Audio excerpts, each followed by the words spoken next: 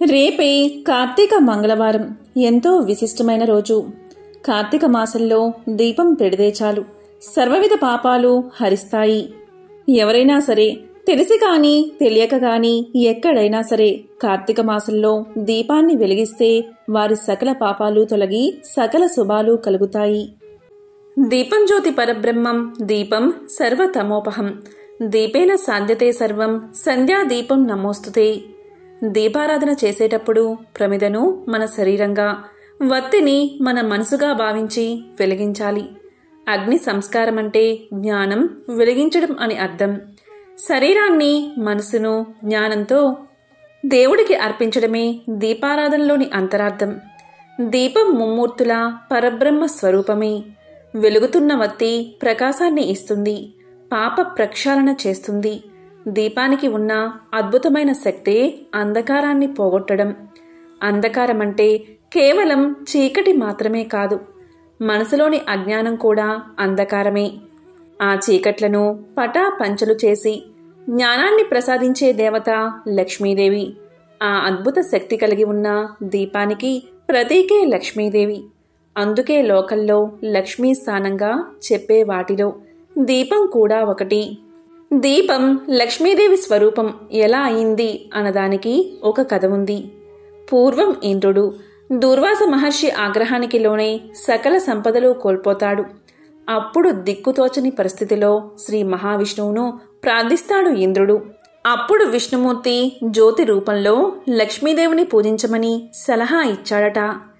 ఇంద్రుడు అలా భక్తితో పూజించి తిరిగి తన సంపదలను పొందాడని, అప్పట్నుంచే లక్ష్మీదేవి దీపలక్ష్మి అయిందని చెబుతారు. తమిళులు కూడా లక్ష్మీ పూజ దీపస్తంభానికే చేస్తారు. జ్ఞాన సముపార్జనకు, ఊర్ధ్వ దృష్టికి ప్రతీక అయిన దీపానికి నమస్కారం చేసుకోవాలి.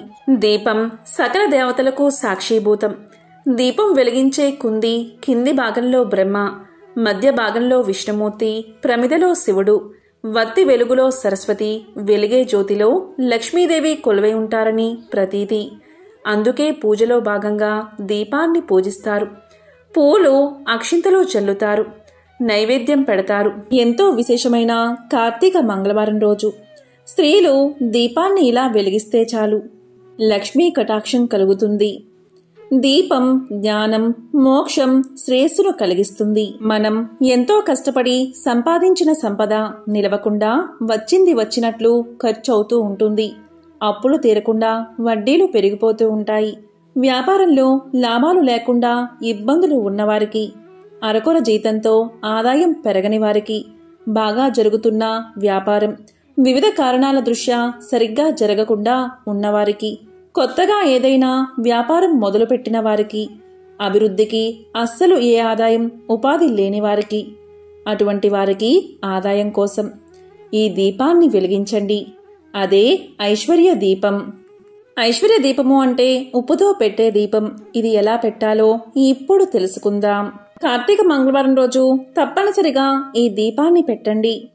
ముందుగా కార్తీక మంగళవారం రోజు ఏం చేయాలి అంటే, ఉదయమే బ్రాహ్మీ ముహూర్తంలో నిద్రలేచి స్నానాదులు ముగించుకుని ఇంటిని, పూజాగదిని శుభ్రం చేసుకోవాలి. సాయంత్రం 6 గంటల తర్వాత కూడా ఈ విధానాన్ని పాటించవచ్చు. ఉదయం బ్రాహ్మీ ముహూర్తంలో నిద్రలేచి స్నానాదులు ముగించుకుని పూజాగదిని శుభ్రం చేసుకున్నాక లక్ష్మీదేవి పటాన్ని అందంగా అలంకరించండి. లక్ష్మీదేవికి ఇష్టమైన తెల్లటి పూలతో అమ్మని అలంకరించండి. ఇక 2 పెద్ద ప్రమిదలు తీసుకుని వాటిని శుభ్రంగా కడిగి వాటికి పసుపు, కుంకుమ రాసి నేలపైన బియ్య పిండి అంటే వరిపిండితో ముగ్గు పెట్టండి. అష్టదళ పద్మ ముగ్గు వేయండి. దాన్ని పసుపు కుంకుమతో అందంగా అలంకరించండి. దానిపైన ప్రమిదలు ఒకదానిపైన మరొకటి పెట్టి, లేదా ఒకటి ఉంటే కింద ప్లేటు గాని పెట్టి మట్టి ప్రమిదలో 1 పావు కిలో రాళ్ల ఉప్పు వేయండి. ఆ రాళ్ల ఉప్పు పైన పసుపు కుంకుమ చల్లండి. తర్వాత ప్రమిదలో నూనె కాని నెయ్యి కాని పోసి 2 ఒత్తులు ఒక్కటిగా చేసి దీపాన్ని వెలిగించండి. దీపశ్లోకం చదువుకోండి. దీపం జ్యోతి పరబ్రహ్మం, దీపం సర్వతమోపహం, దీపేన సాధ్యతే సర్వం, సంధ్యాదీప నమోస్తుతే అనే శ్లోకాన్ని చదువుకోండి. పళ్ళు కాని, పాలు, పటికి బెల్లం, కొబ్బరికాయ ఏదైనా నివేదన నైవేద్యంగా పెట్టి లక్ష్మీ వెంకటేశ్వర స్వామి యొక్క స్తోత్రం చదువుకోండి. కనకధర స్తోత్రం కూడా చదివితే చాలా మంచిది. అమ్మవారికి ఏదైనా తీపి పదార్థాన్ని నైవేద్యంగా సమర్పించండి. ఇక అమ్మను పూజించేటప్పుడు మీ దగ్గర తామర గింజలు ఉంటే 108 తామర గింజలతో అష్టోత్తరం చదువుతూ అమ్మను పూజించండి. లేకపోతే ₹1 నాణాలు 108 ఉంటే వాటిని అమ్మకు సమర్పిస్తూ అష్టోత్తరాన్ని చదువుకోవచ్చు. లేదా కుంకుమ పూజ చేస్తూ అష్టోత్తరం చదువుకోవచ్చు. ఇక ఇలా చదువుకునేటప్పుడు ఇలా పఠించండి. ఓం సర్వబాధ వినుర్ముక్తో ధనధాన్య సుతాన్విత మనుష్యో మత్ప్రసాదేన భవిష్యతి నా సంశయావో అని మంత్రాన్ని చదువుతూ అమ్మను పూజించండి. ఇది చదవడానికి వీలు లేనివారు ఓం శ్రీ మహాలక్ష్మీ నమః అనే మంత్రాన్ని పఠించండి.